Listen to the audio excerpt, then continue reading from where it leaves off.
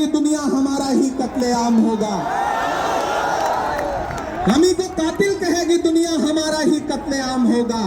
हम ही कुएं खोदते फिरेंगे, हम ही पे पानी हराम होगा। हमारे आबाओ अजदाद की दान की हुई जमीनें दिल्ली में बैठी हुई सरकार, दिल्ली का हाकिम लूट करके अपने धन्ना से दोस्तों को देना चाहता है। इसलिए यह बिल लेकर के आया गया है। पूरे मुल्क में इस बिल के खिलाफ एहतजाज हो रहा है। देश की पार्लियामेंट में आपने देखा हम सारे लोगों ने इस बिल के खिलाफ लगातार लड़ाई लड़ी, लेकिन नंबर उनके पास है, इसलिए यह बिल पास हो गया। अब लड़ाई सड़कों पर लड़नी है। देश की माननीय उच्चतम बादशाहों का काम है, लेकिन लात मारना गधे का काम है।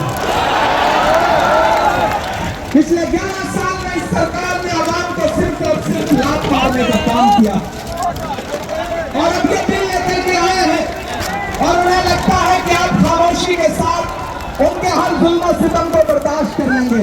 हमें पता है नहीं करेंगे, नहीं करेंगे ना, नहीं करेंगे ना। आपकी यहाँ मौजूदगी इस बात की गवाह है। मुझे पता है धूप बहुत ज्यादा है, इसलिए हजारों की तादाद में लोग दरख्तों के नीचे किनारे बैठे हुए हैं, वो बीच में नहीं आए। लेकिन फिर भी आज पूरा पटना, पूरा बिहार जाम हो चुका है। लोग लाखों की तादाद में घर से निकल करके आए हैं। मैं सलाम करता हूँ आपकी जिंदा दिली को, आपकी मोहब्बत को।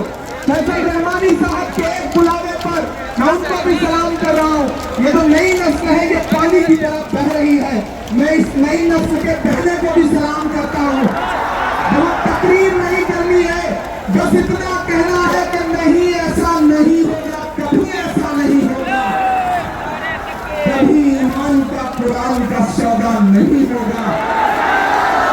बिहार वालों बताना, दिल्ली तक अपनी आवाज पहुंचाना कि नहीं ऐसा नहीं होगा, कभी ऐसा नहीं होगा, कभी ईमान का कुरान का सौदा नहीं होगा। हमें तो तकनीकों को शौक से मंजूर है, लेकिन शरीयत पे किसी मुद्दे पे समझौता नहीं होगा। एक आखिरी बात आपसे कह रहा हूं साथियों, आप एक चीज ध्यान में बिठा के रखना कि अगर ये बिल लोकसभा में आया और इसकी हिमायत में अगर 250 से ज्यादा वोट पड़े, 288 वोट पड़े, तो इस बिल की मुखालफत में लोकसभा में 232 वोट पड़े। लोकसभा में मुसलमान सांसद सिर्फ 24 हैं, तो 200 से ज्यादा